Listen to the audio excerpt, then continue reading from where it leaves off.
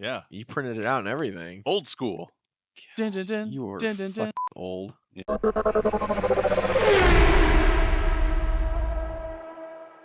Hi, I'm Dennis. And hi, I'm Wes. And welcome back to Petrol Station, your one-stop shop for dad bods and hot rods. Dude, honestly. I mean, We really don't have hot rods as much, but like dad bods to the max. I mean, honestly. Do we have any hot rods? We got some. There's something. I mean, there's like the Charger. Shelby Cobra. Yeah, a Charger. There's actually. And another Shelby. Speaking of which, have you seen the new movie with Natalie Portman and John Krasinski? No.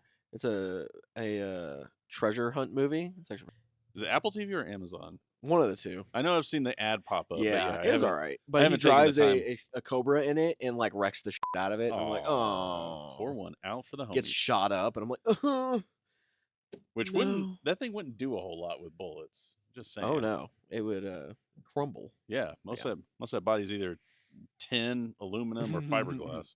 All right, Dennis, what's on today's episode? Are we doing a news segment? We are doing a news segment. We're going to cover, like, there's some interesting stuff that happened during the week. So. Amen. Should we get a little newsreel? Like, we should.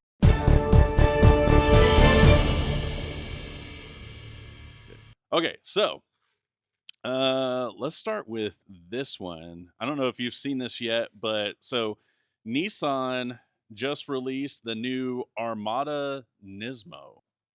Why? I don't know. Okay. I don't know. First of all, yeah, seriously, why? Second of all, what the fuck are they adding to an Armada that makes it a NISMO edition? Well, first of all, it's got a huge front end. It's ridiculously ugly. Actually, let me look it up. Yeah, you're gonna have to look it up because it's pretty bad. But here's the key bullets here. So yeah, the NISMO edition will have 495 horsepower, 35 horsepower more than the actual or regular Armada. Let's see, a couple other different things. Blah blah blah. It's closer to related to the QX80. And of course, we'll have like different NISMO stylings on the a rat's ass. Exactly. A NISMO Armada. Who's buying this? For honest, dude, nobody in the United States is buying this thing. Will you say that? But who would buy the Cadillac Escalade V? Yeah, that's a Cadillac though. That's an Escalade. That has a market. But a NISMO Armada. We're talking about Nissan. It's the same. It's the same market, in my opinion, as any giant SUV. I don't know. Yeah, I mean, I see Nissan Armadas as like the mom buying an SUV because she didn't want a van. Look, that's it. Nobody's going to buy a performance SUV for soccer moms is stupid. Is so stupid. Like whether it's the Cadillac or whether it's this thing or anything that. Listen, the Durango makes sense. Like I'll give it to the Durango, but it's not nearly as huge. But it's not nearly as huge. And this Armada looks crazy huge, but it also has more than 485 horsepower. Like that seems like very low for what they're trying to accomplish. Especially for something that heavy. Yeah, that's what I'm saying. Like that thing should at least have close to 550, if not 600 horsepower. If you're gonna make it a NISMO edition, I get stock, whatever, right? Put 300 horsepower on it. But yeah, if you're doing a NISMO edition and you only have 480, is it even turboed? I don't know. Or a V8? Like what's? I think it's a V6 twin. Let me double check. Okay, now okay. This is where we may have a questionable situation here. Is it the twin turbo V6 from the GTR? Because now, if it's that, the capabilities of that thing could be a Hellcat killer. Okay, so it is a V6 twin turbo. It is a 3.5 liter VR35 DDTT twin turbo V6 derived from the 3.8 liter used in the defunct R35 Nissan GTR. Okay. So yes, it is the same motor that came out of the GTR, okay. or at least pieces of that motor. But yes, okay, tons of potential. I get that, but still, yeah, it's ugly as shit. But like, I think it's massive. Yeah, it's ugly as shit. First of all, let's look at again what we can compare. The Dodge Durango Hellcat. That looks good. It does. It's not a huge SUV. It's a nice big SUV, but it's not Armada SUV. And it's 700 horsepower. Yeah, it's 700 horsepower on top of being smaller than the Armada. Right. To get to that point for the Armada, you would have to do bigger turbos, a whole probably engine upgrade, a whole upgrade kit. You could put a lot of horsepower on And those it's motors. a tune. If it truly is the Yeah. same motor from the Skyline, you could dump a lot more. You can dump a But lot to more get boost in 700 this thing. horsepower to that, you would still be spending an extra like Oh, yeah. 10 grand just You're to get well there. above the price that you would pay for a Hellcat Durango. Yeah, or with or a stock Trackhawk. 707 horsepower. Yeah, nope. That's Yeah, what is Nissan doing? That's gonna be a hard pass for me. Yeah, Cotton. it's a hard pass for me too. Like I get what I think what they're trying to accomplish. Again, trying to come out with new things that maybe not everybody's doing. What market are they going after? Because the Durango has a market by themselves. It's not a Dodge market, it's Durango. That's the market for the big SUVs because they have cornered that area and make a good SUV with high horsepower and a fun SUV to drive. Same thing with like the BMW X3. It has a market because of what it is. I would also say that that market is also very much taken like the Escalade too, V. yeah. Yep. And that thing, I know it's 600 plus horsepower. It's also all-wheel drive. There's way better options it's, than a fucking it's Nissan Armada. so heavy, even compared to the Armada, which is also a really big car. Yeah. I mean, even looking at like but the at least it looks X5 M version of the X5, I don't know what the exact. Who the fuck knows with BMW? Yeah. But even that, like, I feel like would probably put out close to 500 horsepower in a smaller SUV because the X5s and the X3s aren't as big as the Cadillac. But I think at the end of the day, like high horsepower SUV, no sense, especially that size. And I think for the most part, like every time I see an Escalade V, like the EXT, the full on soccer mom edition, the tank. Yeah, that's why. It's too big. That's if you're gonna do that, just get a truck. All right, moving on. Somebody had a Suburban that was just as big. Yeah, but I didn't put a blower on it yet. If I mean, would have kept it. Let's be honest. $20. Also in the news, Mercedes released a new concept, the AMG GT XX. Ooh. Let's see. This is all XXL. Yeah, it's a all electric. 3 electric motors with a axial flux design. A flux capacitor? Yeah, please comment down in the comments if you know what that means. Providing a peak output of 1,341 horsepower. On a 130-mile charge. Yeah. Sounds great. Yeah, that'll get you to. It'll get you maybe down the road. To work. Yeah, I would love to see. I'm curious to see what the range is on. Because again, I'm looking at a picture of it. It looks cool. It does look cool. I like the way that it's styled. It's a 4-door electric sports car, which is kind of cool. I don't love that front end though. I feel like it looks too catfishy. With a big mouth. Yeah. Oh yeah. It looks like old school vacuum. 220 miles per hour, possibly, is what they're saying that it's capable. I mean, 300 or 1,300 horsepower in an electric motor car. Yeah, it's cool. But same problem I have with the Taycan, which you know me, I love the Taycan. I love how it looks. I love how it rides. But you only get like 240-mile range on the highest setting. And like for me, we live in Texas, right? For the people that don't know, anywhere in this article where it talks about range, yeah, you can't go anywhere without driving at least 20, 30 miles, no matter where you're going. It doesn't. We don't get to just drive down the street to mom and pop's house 5 minutes away. No, we got to drive half across the distance of like Germany just to get to our parents' house. That is 30 minutes down the street. So this article is saying possibly a 250-mile range. See, like I don't get that. Like I get it why they're doing it, probably because weight reduction. They're keeping the battery size down. Right. But at the same time, 240-mile range is nothing. And you're not tapping into that 250. No, range. you're gonna go into down into like the 100-mile range if you're gonna be tapping into that much horsepower. Oh yeah. If you're running it like that the whole time, yeah, you're gonna just like the Model 3's performance. Like you lose so much by turning it up to the highest setting. And losing a bunch of mile range because you exhaust the batteries. Yeah, and here's the thing where I struggle with that. Like, if you buy a high performance sedan like that, ultimately that type of person wants to be able to do a day trip with the kids. Yep. But also, have a run at the light when the opportunity comes up, and you can't do both of those in an electric car. Nope. Now, in a gas powered car, I can go have a high horsepower. Let's take the Hellcat, right? 700 horsepower 4-door sedan. Take my Charger out with put the family in the back, go for a day trip, get a couple of good romps in. What happens? I run out of gas. I stop at a gas station, takes me 5 minutes to fill up. I'm back on my way. Not I have to sit there for 45 minutes to an hour to get enough charge to get to my, adding an hour to 2 hour delay on my trip. Yeah, and Still let's not be worth it. honest. Like, I would like to see exactly how much another extra 100-mile range equivalates to size and battery. Because in a sedan, right? I get if it was like a Porsche 911, electric, all electric, Yeah. save on size, whatever, save on weight reduction, whatever. We're talking about sedans here. And then also, again, back to the take on wagons. That has plenty of space to have big sized batteries and a lot higher range. But also, if we're talking about 1,300 horsepower, you can't tell me that's making a big difference on weight by just reducing, or if that's why they did it that way, reducing the weight.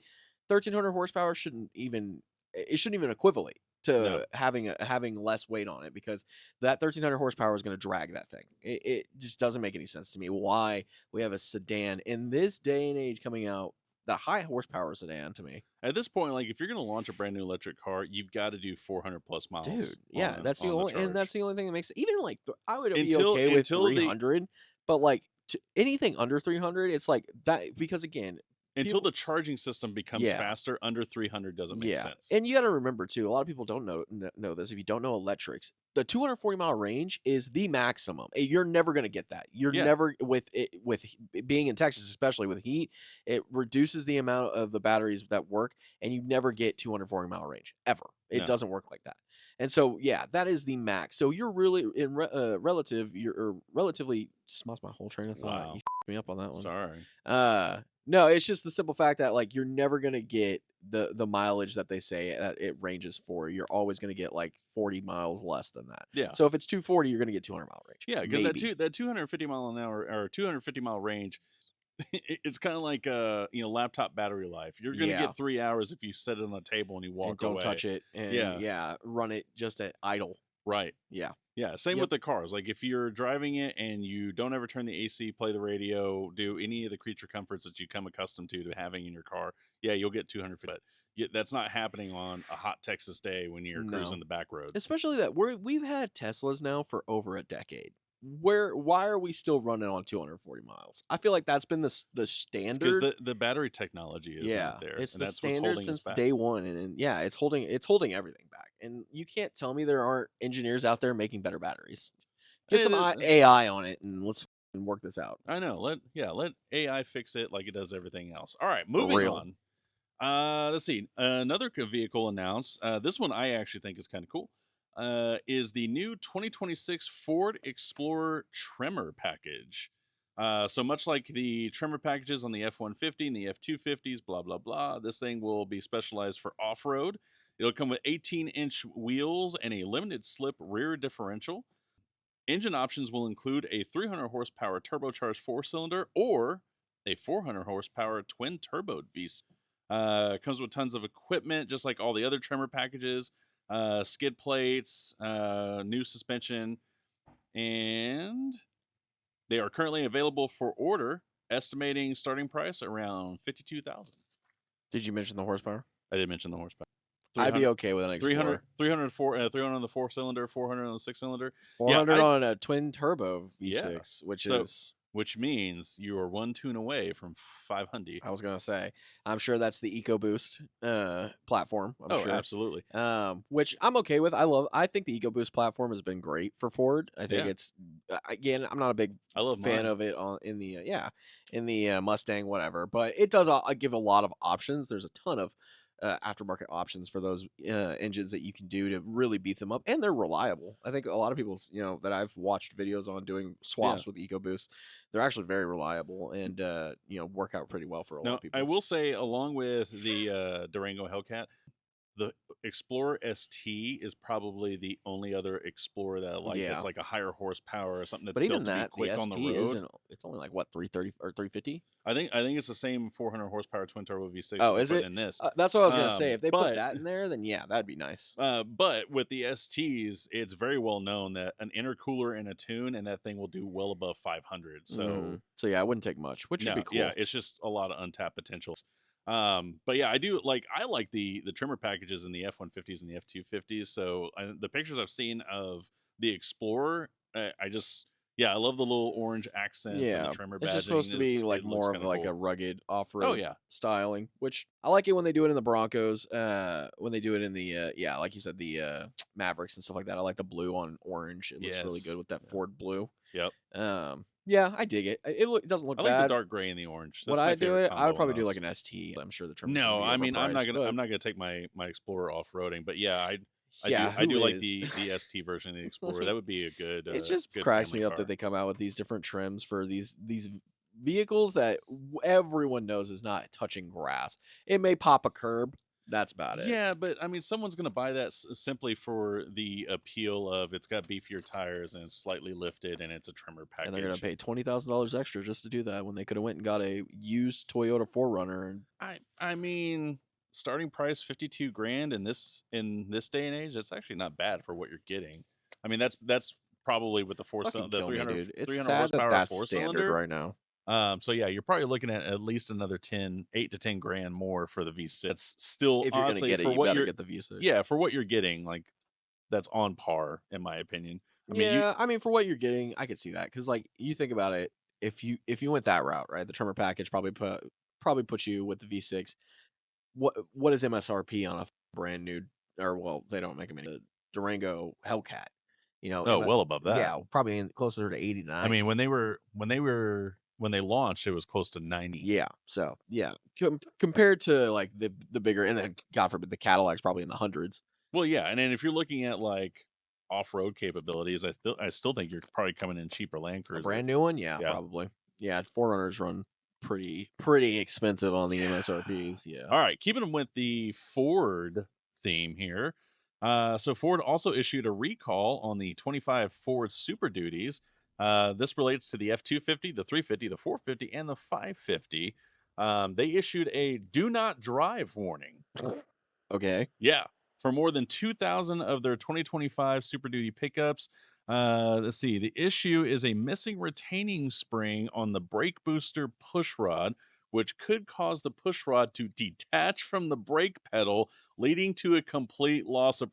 Could you imagine rolling around in your Oh F-250 my God. in traffic, Your like having 2-ton yeah, F-250 rolling into having to come from a stop at intersection. 70 and you hit the brake and you just hear a ping Yeah, and it just goes nothing to the happens. floor. God. Oh First of all, how God. the hell did they miss a missing spring? You Oh, know, dude.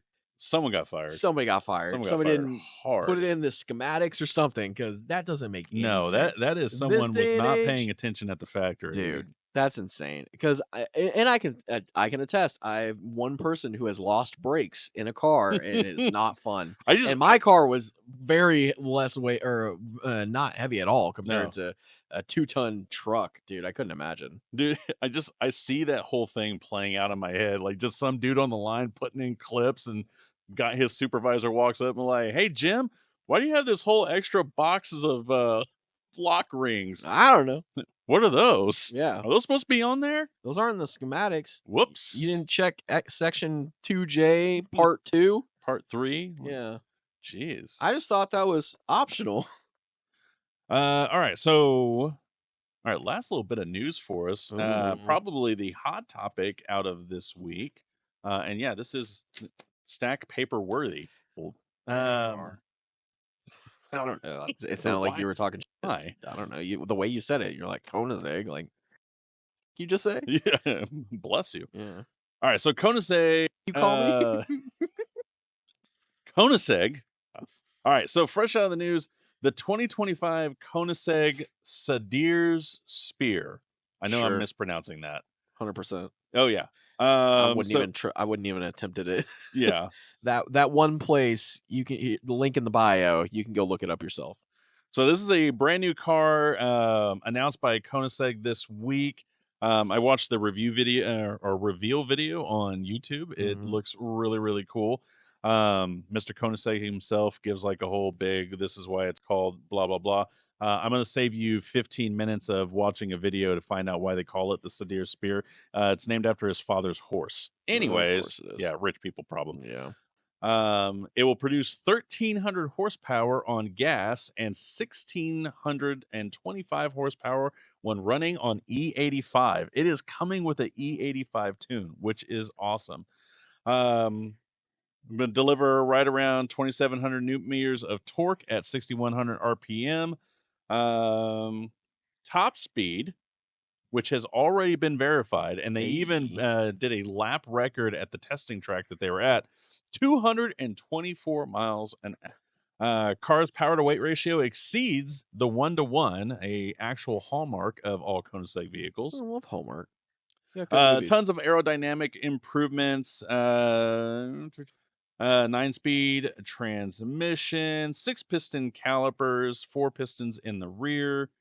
Lots of cool wheels. Blah blah blah. I'm gonna tell you right now, this is my least favorite. Hate how these look. I've always hated how the Koenigsegg's look. Okay, so I'm gonna agree with you to a point. I like the way they look exterior. I like the body. I like the bodies on them, and I love the doors. I love the flip up, straight up. That's designs. the only thing I like about them. I hate the interiors on those cars. They're too trying to be fancy. They're too fancy for what they are. Yeah. Which, I mean, again, if I'm paying $30 million, I kind of want it to be fancy. Yeah. So, like, I kind of see it. But I have always thought these are the absolute ugliest cars. I would never pay $3 million for one because I hate how it looks. I think it looks boxy, ugly. It has no good lines to it. And I can't imagine it being aerodynamic, even though it is. It really is. But like, it's just every Koenigsegg I've ever seen is ugly. I can't stand it.